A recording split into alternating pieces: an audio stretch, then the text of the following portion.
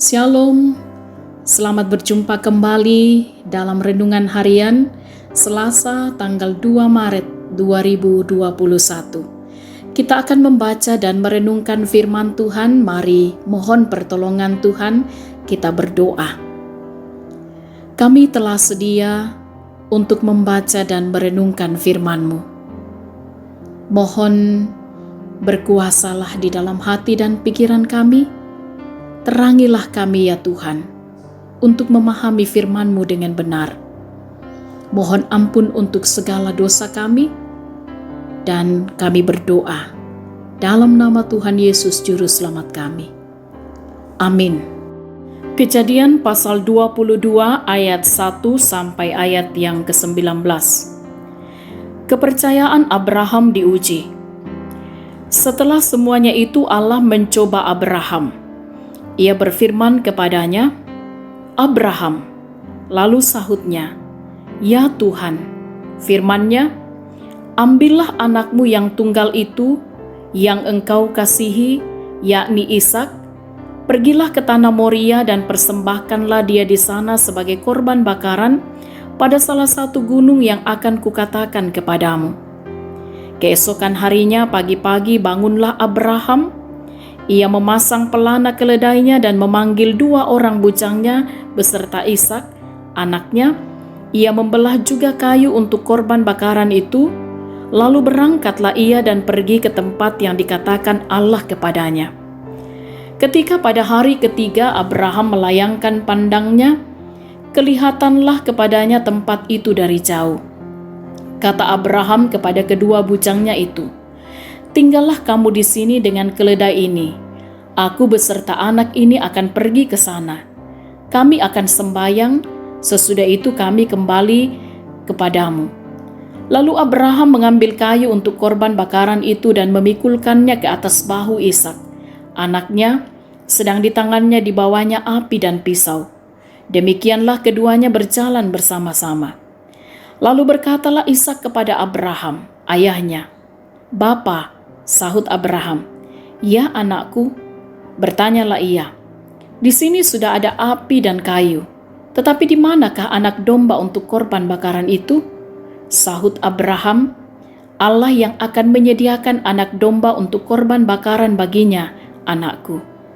Demikianlah keduanya berjalan bersama-sama. Sampailah mereka ke tempat yang dikatakan Allah kepadanya. Lalu Abraham mendirikan mezbah di situ. Disusunnyalah kayu, diikatnya Ishak anaknya itu, dan diletakkannya di mezbah itu, di atas kayu api.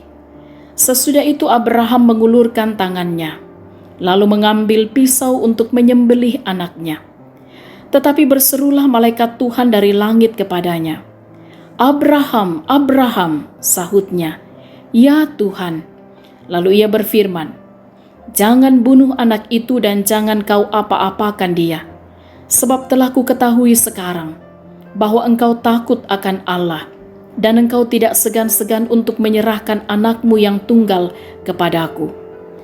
Lalu Abraham menoleh dan melihat seekor domba jantan di belakangnya yang tanduknya tersangkut dalam belukar.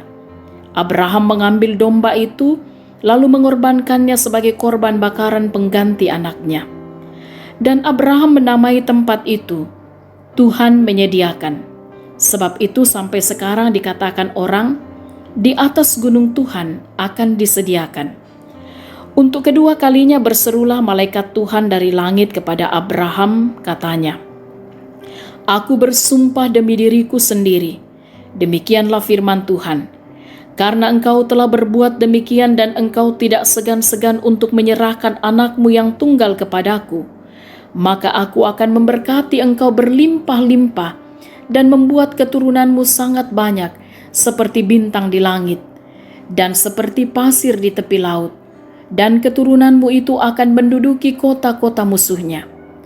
Oleh keturunanmu lah semua bangsa di bumi akan mendapat berkat, karena engkau mendengarkan firman-Ku." Kemudian kembalilah Abraham kepada kedua bujangnya, dan mereka bersama-sama berangkat ke Berseba, dan Abraham tinggal di Berseba. Amin. Tema kita dalam renungan harian ini lebih dari segalanya. Mandulosong nayatu mintuna.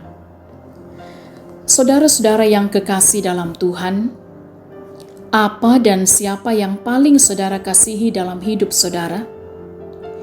Kalau Allah memintanya dari saudara, maukah saudara memberikannya? Abraham adalah pribadi yang telah mengalami perjumpaan dengan Allah. Jadi ketika Abraham diuji oleh Allah melalui pesan firman-Nya, Abraham melaksanakannya. Karena dia tahu bahwa Allah yang diimaninya adalah Allah yang hidup dan setia kepada perjanjiannya. Abraham yakin bahwa kelahiran Ishak sungguh merupakan mujizat Allah. Nah, andai kata Abraham dan Sarah bisa mendapatkan anak sama gampangnya seperti Yakub, maka itu tentu berbeda. Tetapi Abraham dan Sarah mendapatkan Ishak setelah menunggu 25 tahun. Sehingga tentu menjadi sesuatu yang lebih berat untuk mempersembahkan Ishak kepada Tuhan. Tapi inilah kisah keyakinan pengakuan iman Abraham terhadap Allah yang langsung kepadanya. Allah sendirilah yang memberikan Ishak kepada Abraham. Namun sekarang Allah menguji apakah Abraham lebih mencintai Allah atau Ishak yang sangat berharga bagi Abraham. Saudara-saudaraku yang kekasih, belajar dari kisah ini, tidak sedikit orang yang akhirnya gagal. Misalnya, orang yang berdoa minta pekerjaan, anak, pacar, dan sebagainya. Tetapi setelah Allah memberinya, mereka justru lebih mementingkan hal itu, lebih daripada ia mengasihi Allah. Karena itu, berhati-hatilah selalu akan pemberian Tuhan. Jangan hanya mementingkan pemberian Allah, lalu kita melupakan Allah yang adalah pemberi. Jangan menjadi pribadi yang plin-plan dalam sikap kesetiaan kita kepadanya. Melainkan jadilah orang yang memiliki iman, yang berpengharapan, serta mengasihi Tuhan lebih daripada segalanya.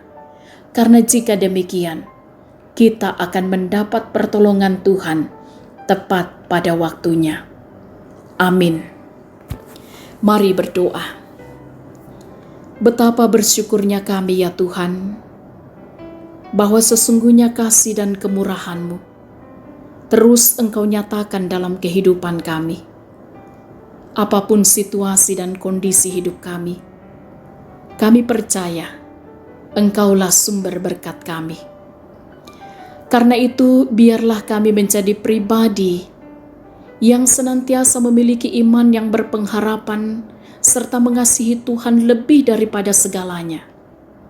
Karena kami percaya Tuhan merancangkan damai sejahtera, kebaikan atas kehidupan kami. Jaga lindungilah kami ya Tuhan, dalam menjalani dan melewati hari-hari hidup karunia-Mu. Berkatilah setiap kami dalam tugas dan tanggung jawab serta peran kami, dimanapun Tuhan tempatkan kami. Dan tolonglah setiap anak-anak kami untuk terus bertumbuh dalam kasih-Mu. Berkati anak-anak muda kami dalam perjuangan mereka di masa muda, agar mereka terus menjadi anak-anak muda yang taat dan setia kepada Tuhan. Berkati jemaat-Mu yang masih terus berjuang mencari lapangan pekerjaan. Bukakan jalan yang terbaik ya Tuhan. Biarlah mereka tetap sabar, tekun, dan setia di dalam Tuhan, berusaha dan berjuang. Kami percaya Tuhan akan menolong dan memberkati mereka. Setiap usaha pekerjaan yang ditekuni oleh jemaat-Mu, berkatilah. Mampukan mereka untuk sungguh-sungguh bertanggung jawab. Dan biarlah apa yang mereka kerjakan, mereka usahakan, mereka lakukan dalam ketaatan dan kesetiaan kepada Tuhan. Berkatilah orang tua kami yang sudah lanjut usia. Tetap jaga lindungi mereka di masa tua mereka Tuhan. Berkati agar mereka pun tetap mampu menyaksikan kebaikan kemurahan Tuhan di usia yang sudah lanjut. Dan mereka akan terus mampu bersyukur dalam segala hal. Anak-anak dan cucu diberkati, baik yang berkumpul bersama-sama maupun yang jauh terpisah di mana saja berada.